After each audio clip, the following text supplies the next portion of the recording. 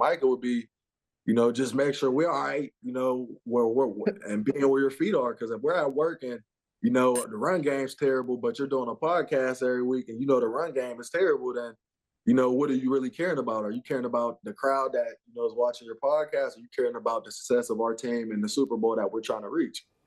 Okay, that was from Keyshawn Johnson's podcast. Now, Micah tweeted this and then deleted it. Just wish you said this to me, but instead on some podcast. And you've got my number.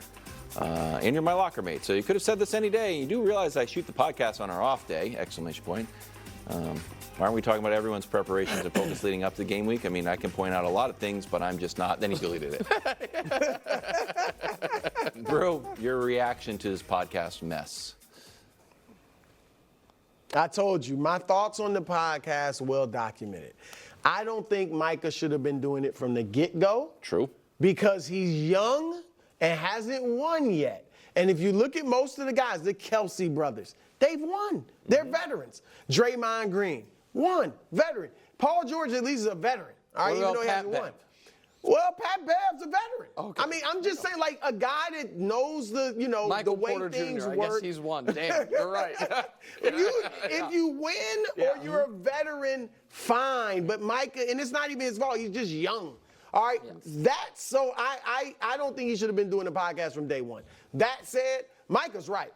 Like, Malik Hooker, did he forget he was? I think he forgot he was on the podcast. I don't think he did. He thought he and Keyshawn were just chilling, I don't think talking. I mean, like, Micah is absolutely right. Why didn't you just come to me and say, man, look, I don't think it's a good idea. Because I think Malik's talking for the team, too. Maybe he is. I don't think he's just talking for, Micah says he didn't go to him. So here's the problem. If Micah drops the podcast now. Well, he can't. He just got promoted. I know. He's the president now. So now is he going to be editing other podcasts or what? I don't think he's come on. doing that. He's got people that rely on it. And if he did drop it, it looks like he's kowtowing to Malik Hooker now. The best thing for them to do is for Malik to go on the Micah's podcast. Oh, my God. And no, seriously. And they settle it. And then if Micah decides, you know what?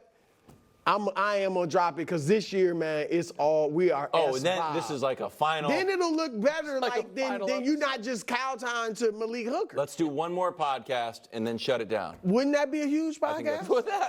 That'd be a huge podcast. All right, so here's the problem, because I think so much of this is silly nonsense. I don't even think what Malik Hooker there was saying made a lot of sense, to be honest.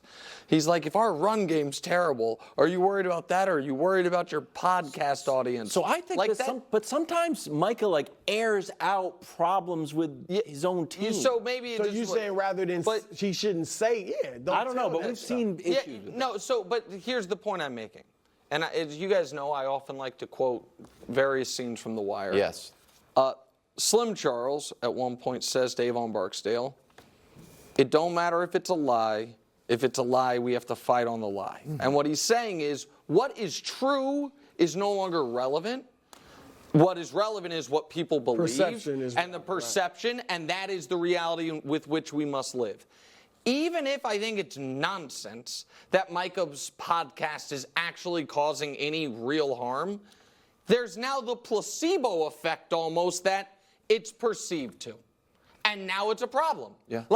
Because now it actually has caused problem because in this meta world of criticism of the podcast on a different podcast has caused a problem within that locker room. It just has. Yeah. To where he's responding to a teammate, deleting the tweet, and now at training camp, it's got to be addressed. Got to be on a podcast. So I think that Micah is right now probably pretty typical for how our 20-something-year-old super famous, star athletes would always have acted, talked, sounded like, you know what I mean? Good intentions, but don't know what they don't know. But he is just out there in the public space so often. There's a lot of opportunities for him to piss off teammates or other people, and it seems, unfortunately, like that's what's happened here. Could just become like a So podcast. you agree with me? He should drop it. Yes. I really hate to say you were right, Drew, but on this one, One final. You might have been right. Pot. LeBron next. You might have been right. You don't need all that. You're not passing legislation. We traded a lot to pair Paul and Kawhi, and in exchange, We had 5 seasons of contention. Did you? Gee whiz. Even though we fell short of our 4. ultimate objective, we appreciate the chances we had with Paul. They also went on to say they were excited about the opportunities they were afforded, including greater flexibility under the new CBA, which fans lost their minds about. They loved it. Brew, how will you remember your Clippers? First of all, I'm doing this segment under protest. Okay. Why? Because I picked them like 1 year. No, you picked they're them my literally. Clippers? You picked them literally this year to make the conference finals. I think you you did. literally picked them. Is that the championship? Well, it's a lot the further than they championship. got. It's the You championship. Just every year you picked They've them been more to the conference finals. Here's the deal. I will remember Brew's Clippers like I'll remember Brew's Nets. Don't you? Failure? No, I really believe that. Failure. I have the graphic for But failure because of, and I'm not guaranteeing they would have won a championship, but failure because of injuries. How With the they Nets, look when they were fully healthy? they only had 1 year How'd of it that. go? What happened? They failed. But that's 1 year.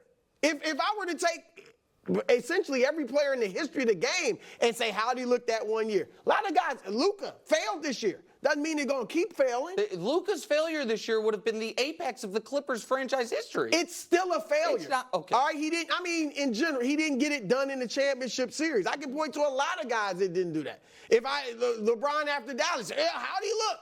Well, Yeah, but we if saw that- after that. Okay, So go I'm just saying, you can't say they failed 2020 in the bubble. Yes. That was the one chance they had. They're up 3-1 over Denver, and they choke.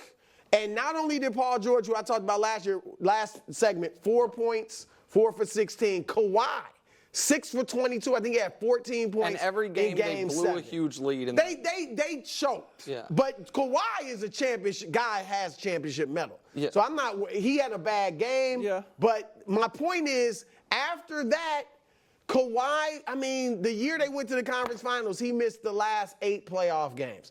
All right, this past 2 years, he's played 4 out of 11 playoff games. And so I'm saying, you're going to sit here and act like injuries were not a huge, I'm not gonna the sit- defining factor of their run. I'm just going like with Brooklyn. I'm going to go, I'm a facts guy, Brew. You know that. Yeah. I just gave And a the litany facts of are, it will go down as one of the single worst trades in the history of the league. Now, we can say for that injuries ruined it, we can give whatever qualifiers, but we can show you what the trade was. For 5 years of Paul George, what you gave up was Shea, Jalen Williams, couple rotation guys, 2 more first-round picks down the road, and a swap next year as well. So all of that for what? Well, what did you achieve like the Nets. in the 5 years? Right, that's on the Nets at least had the excuse of our Russian oligarch owner a year in was like, screw this, I'm out. But and quickly on that, wouldn't you say the Nets was worse? Because you were getting an old team. That's why I said one of, I'm and not not mad the. at them for going for Now, it. the Nets didn't have nearly as embarrassing marketing campaign, billboards, and New Balance commercials, but still. Here is what they accomplished, where it stacks up to the rest of the league. Playoff games won 10th. It's a 30-team league. Series won 3. It tied for 9th. So they are like the Andre. They have a success level of like the Andre Kirilenko Jazz. Oh. Like, hey, remember them? They had a cool moment. I'd They say made it was one the- conference wasn't that the finals. Darren Williams Yeah, guys? AK-47s and more. Okay, so the Al Horford Hawks. Like, they're not quite to the level why? of the what. Why was it? Bro, I think I'm it's just more asking. than just injury, but that's fine. Really? But what I know is that they look up in NBA lore to the DeMar DeRozan, Kyle Lowry Raptors, which for a team with as much hype as they had is They a were little better than embarrassing. Look, It's a little I don't- embarrassing. I'm not mad at them for going for it. The guys got hurt. Yeah. They're on 6 finals appearances, 4 titles, 720 Six games most, together, and 6 most wins by a trio all time. Gee, 718 winning percentage. Are you viewing this as the official end of the Warriors? It's certainly the end of an era. Because their championships, even with Kevin Durant there, because he was there obviously for just the 2, it's about Steph, Clay, and Draymond. Steph and Clay, best backcourt ever. Mark Jackson said it, best shooting backcourt ever early in their career, and they became the best backcourt ever. So in that regard, it's the end of an era. Look, I